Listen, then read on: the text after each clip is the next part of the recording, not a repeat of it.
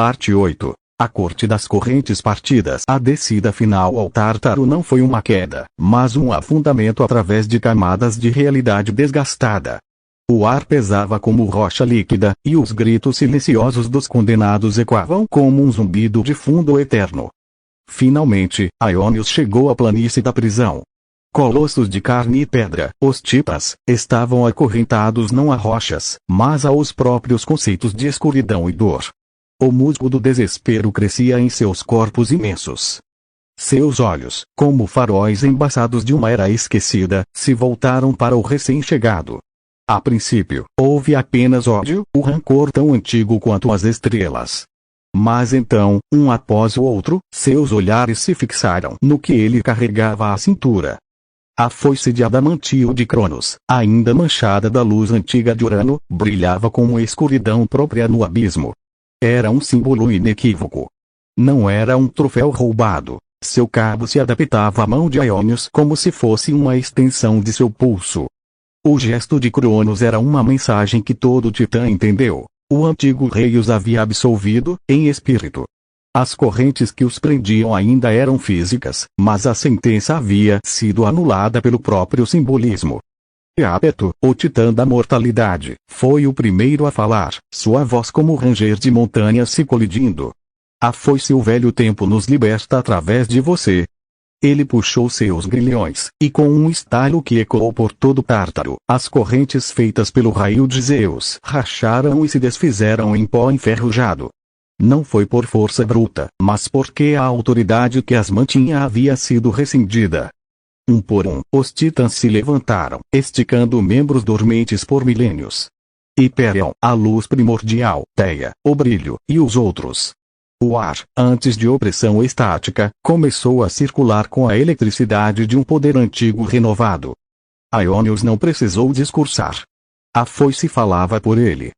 Foi nesse momento de renascença titânica que duas formas esguias e pálidas deslizaram até eles. Eram Macária e Melinoé, mensageiras de Hades, filhas do deus do submundo. Seus rostos eram máscaras de cortesia profissional, mas seus olhos traíam uma ansiedade profunda. Saudações, Aionios, filho da tempestade final, disse Macária, a voz um sussurro de folhas secas. Nosso senhor, Hades, observa os desenvolvimentos. Ele convida você a uma audiência em seu palácio. Ele não busca conflito com o céu. Seu único desejo é que a soberania do mundo inferior seja respeitada. O reino neutro, intocado pela guerra acima. Aionios os observou, seus olhos de tempestade calculando.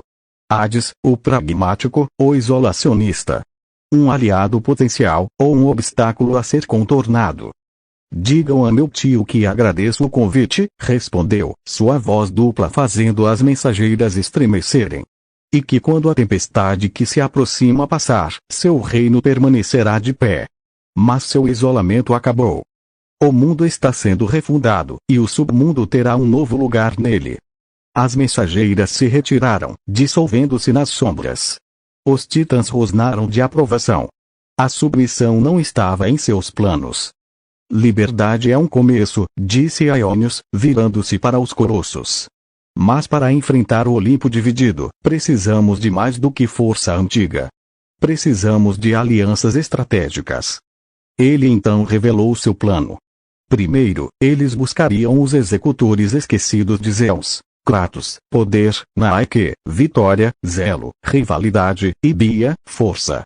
Essas divindades menores, mas fundamentais, eram a engrenagem da autoridade olímpica. Presas a Zeus por juramento, agora estavam desorientadas com sua morte e a guerra civil.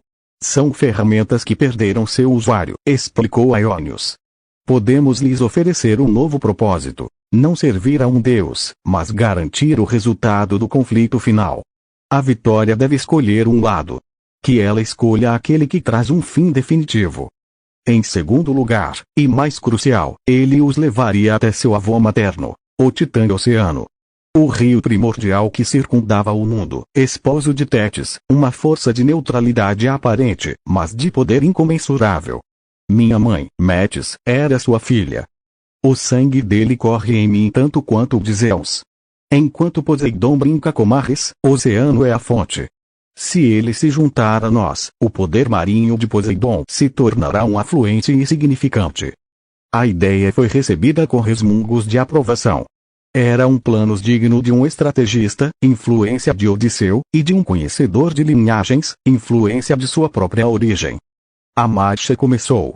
Os Titas, livres e famintos por propósito, seguiram Aioníos, não como um líder tradicional, mas como um catalisador, a centelha que havia reacendido sua fornalha. Eles não saíram do Tártaro com estrondo, mas com a solenidade de um despertar geológico. Eles encontraram Kratos, Nike, Zelo e Bia em um platô etéreo entre o Tártaro e o mundo médio, onde os conceitos puros tomavam forma. As divindades estavam paralisadas, sua função em crise. Aioníos, com a foice de Cronos e os raios de Zeus, apresentou-se não como um substituto de Zeus, mas como o arquiteto de uma nova ordem. A vitória não deve ser um prêmio para um irmão traiçoeiro ou uma irmã conspiradora, proclamou Nike, suas asas tremulando indecisas. Ela deve coroar a estabilidade. Aioníos ofereceu exatamente isso, um fim para a instabilidade. Um a um, os executores curvaram a cabeça, transferindo sua lealdade do falecido rei para a promessa de um veredito final. Por fim, a jornada os levou às margens do mundo, onde as águas primordiais de oceano se encontravam com o vazio das estrelas. O velho Titã, seu rosto um mapa de correntes eternas, emergiu. Seu olhar foi primeiro para os irmãos Titas, livres, e um brilho de orgulho antigo acendeu em seus olhos. Depois, para a foice. E, por fim, para Aioníos, onde repousou por um longo tempo. Minha neta, Atena, emergiu da mente de Zeus, disse o oceano, sua voz como o rugido distante de todas as águas. Você, Aioníos, emergiu de sua morte. Metis ela estaria intrigada. Ele fez uma pausa, sentindo as correntes de conflito vindas do Olimpo. Poseidon, meu neto presunçoso, acha que comanda as águas. Ele comanda apenas espelhos, reflexos turbulentos. O poder verdadeiro está na fonte, na profundidade que não se agita. O oceano estendeu uma mão líquida, e dela um tridente feito de água cristalina, e escuridão abissal se formou. Para enfrentar um deus do mar, leva a ele o próprio oceano. Eu me junto a você, neto. Para acalmar as ondas da arrogância e restaurar o fluxo do mundo.